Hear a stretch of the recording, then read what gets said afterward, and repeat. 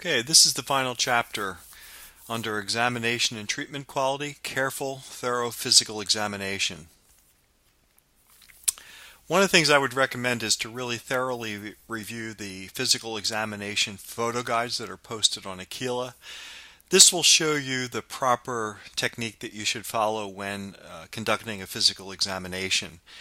It doesn't really tell you what you should be doing when you're confronting a certain kind of complaint, but it does tell you the proper maneuvers to follow when conducting a physical examination. So that's where I would start, is understand the criteria under the photo guides. But one of the things that we want you to pay attention to is that if you're going to conduct a physical examination, that whatever you do, we would like you to do it thoroughly and carefully. And let me just give you a few ideas here. So for example, if you are going to auscultate the anterior and posterior chests, this illustrates the locations where you would actually place your stethoscope on the front and back of the patient. Another thing to pay attention to is proper draping of the patient, whether you're working on the patient's back, for example, when you were doing OMT, or if you're performing a physical examination, or if you're examining the patient's abdomen or groin area, you want to make sure that you always drape the patient properly. As I mentioned earlier, there's a lot of overlap in all of these skills. When, for example, you properly drape the patient and protect their modesty, the patients will view this as a form of empathy and caring, and your scores can go up. It's not just about scores, though. It really is about properly caring for the patient and communicating proper care and competency that the patient really requires.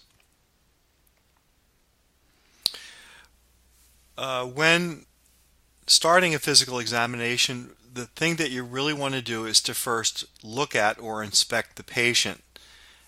Whether you're dealing with a standardized patient or an actual patient, don't be hesitant to lower the gown or remove it as appropriate so that you can get a complete look at the patient. One of the things I've always appreciated about osteopathic medicine is that it's very visual. It starts by a careful look at or an inspection of the patient. So that's going to be an expectation. You want to always auscultate on skin and never over the gown. You want to always percuss on skin and never over the gown as appropriate. You want to palpate on skin and never over the gown. You want to also be aware of the patient's pain and discomfort. Again, it's an empathy issue. One thing that you could do if you're palpating a patient's sore abdomen, you would also want to look at their expressions to see if they're wincing or feeling pain. Some patients are stoic and don't express pain even if you ask them if it hurts, so you have to look for signs.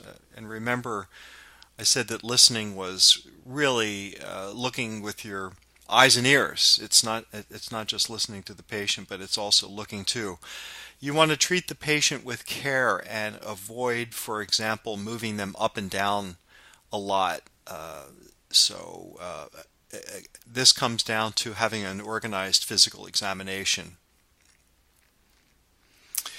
To score in the lower end, we would be looking at what might be considered a superficial examination. For example, not palpating deeply enough to ever feel anything, and you may score on the physical examination checklist well because you did it a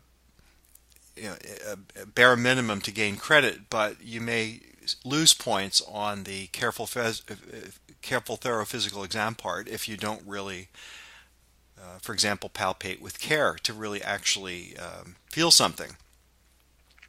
Likewise, if the exam is rough, that's not going to work. I already mentioned the need to examine the patient on skin versus over the gown.